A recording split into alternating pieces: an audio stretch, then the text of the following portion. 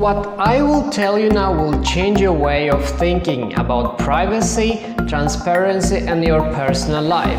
So you will never be the same again. I will tell you what you like to do and why you do that for. People often fear or feel uncomfortable to leave their privacy details everywhere on the world web, where everyone can see it or use it. But why people are so afraid? Who want to be anonymous online and why? To get this answer to these questions, we have to find out first who are these people. The category number 1 are people who like to argue why people should know about my private life. I don't want others to know about me. These people actually like to know what others do in their private life, and they want to know the details without even realizing that this is someone's private life. Okay? Still don't believe me? Alright, even if you don't want to share about your personal life, you will like a lot to know about others' personal life, because you still stick so far to this video, and in my videos is everything about my private life, how I think, what I do, what I spend, and many others' personal things. You still here? Then you're definitely one of those who want to know what others people do in their private life, even if you don't want others to know what you are doing in your private life. In this group, people want to know how others make money, and they want to know what to do when you have more money. Or just curious what the girls and boys like to do, or even how to hold your family and the relationship together.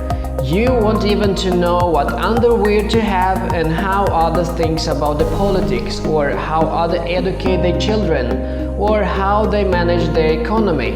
And this is by definition is very private, but you want to know that, right?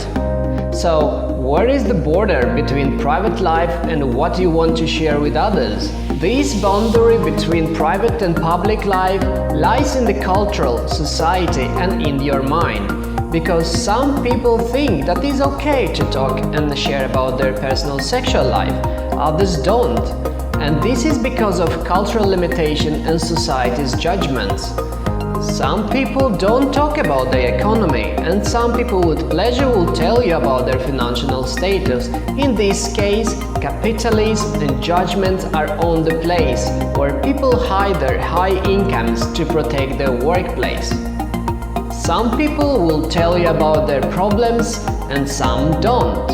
Some are afraid to talk politics or religion, some are not. Some people don't talk about their body shapes and forms, and some does.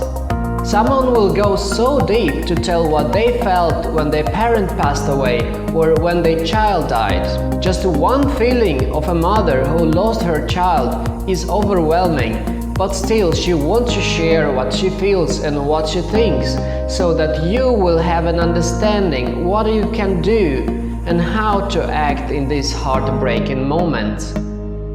Is this not enough private for you? Is this not enough influence to change your private policy? Is this not enough to help others? Yes, it is. Sometimes we become more open with the outside world when something bad happened to us, and often it's too late to change something. Better to share your experience and hopefully someone will learn from you. And this would be possible if no one would talk about their private life. Therefore, keep in mind this next time when you see another video or read another book, that these people are willing to share their stories and help you to avoid mistakes and become a better person. In fact, everything you know is because someone shared with you their personal life. The second category of people who want to stay anonymous are activists. They fear to talk from private accounts where they can be found easily and jailed. They don't want to be public too. As today many people in China are limited in free speech online, they have to use VPN to access the outside world and escape the Great Firewall of China. If you don't need to use VPN in your country to access everything on the web world, then most of the time you are in a good hands. Nevertheless, today you just can't be anonymous on the internet. First of all, because you don't use VPN or dark web, you leave your trails everywhere on the web. And if you use Facebook, Google, Amazon, eBay, YouTube, TikTok, Tencent, Visa, MasterCard or other platform, then it's time for you to admit that these guys already know who are you, what you do, where you go, who are your friends, what you buy, or other things you might count as a private. Second, you gave them this right by accepting quick the terms and conditions, which are far too long and complicated for some people to understand and realize the true meaning of the rules and policies. Other people argue that this is important, that anything you say and write online should be kept secret. And at the same time, some argue back to tell that they don't want to be silenced and banned because they just tell their opinion. And this is the reason people often don't tell open about their views and opinions about many things in many countries such as Iran, Laos, Saudi Arabia, Djibouti, Syria, Sudan, Vietnam, China, Eritrea, North Korea or Turkmenistan. And those who wrote or criticized the government in the public often get jailed, tortured and in the worst case, killed. If you want to hide your privacy to protect you, then there is someone else who wants to hide their privacy as well. And they are not all the time good people. Third category, hackers. They look for easy money or destabilize the society and countries, so they don't want to be public. It's quite obvious, right? Internet trolls, they just spread hate, threats and mobbing. They want to be anonymous because they don't want someone knew who they are. Criminals, here is very clear why criminals want to be anonymous. These are people who say this is very important to be anonymous on the internet. So, if you are aware of your privacy and want to be anonymous too, then next time don't be angry because some hacker will steal your money or block you from your account, or someone will share your child's picture in porn groups. All this because you who want to be anonymous, and this criminal will thank you that you cover them by craving more anonymity on the internet. Take for example your medical history. When you go to the doctor and show absolutely everything on your body, and the doctor measure very accurate your height, weight, heartbeat, blood pressure and many other aspects of your body, and maybe you didn't know, but the private privacy of other people helped to cure and many times even saved your life. How? Having records for as many symptoms as possible give the opportunity to find the pattern, what causes the diseases, and help doctor to produce antibiotics and vaccines that saved your life when you got sick. Another example how transparency could save many lives is quickly detect when and where virus outbreaks began, and will make possible to trace and identify the patient zero, and to prevent from spreading the diseases to others. Privacy is like secrets, and secrets for sure are not good. Don't hide the problems, instead leave the problem and solve it. If you cannot solve it by yourself, ask for help and don't be shy or scared, because everybody has issues. If you don't share your experience, the companies will do it, and they will do it to control you. Take for example things you buy every day.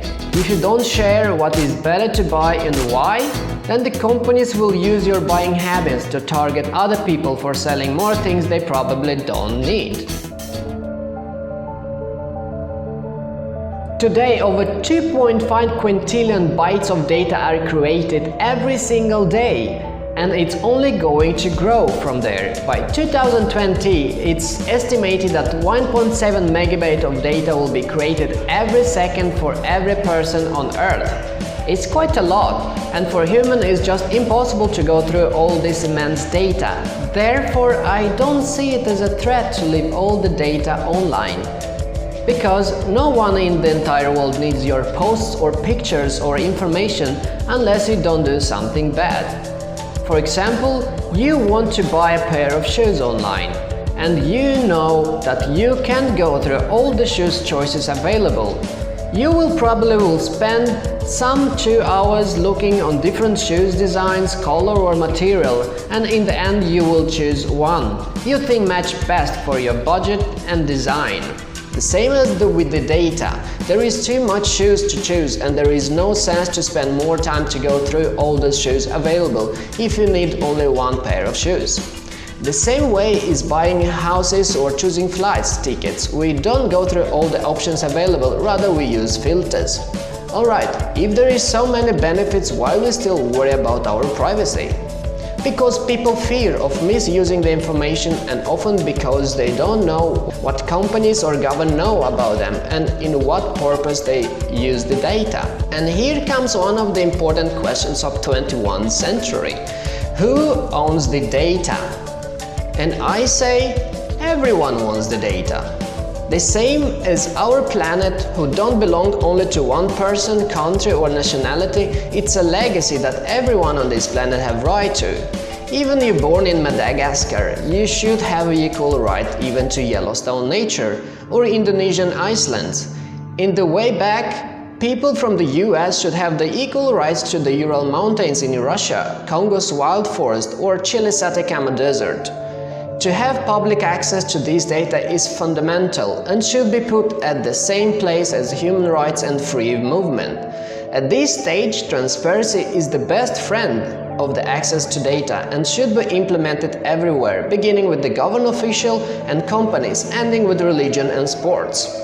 If the government watch what you do, then you should be able to do the same. If the companies collect your data, you should have the right to do whatever you want with your data. Transparency and public access to information is the key to have insight in every part of society, either it's politics, healthcare, food chain or dating app. It's not wrong to collect and use the data. It's wrong to apply the collected data for things that are not in the favor for the people. Tell me in the comments below what you think about transparency and public access to data. Is it good or bad? Thanks you for watching and see you next time.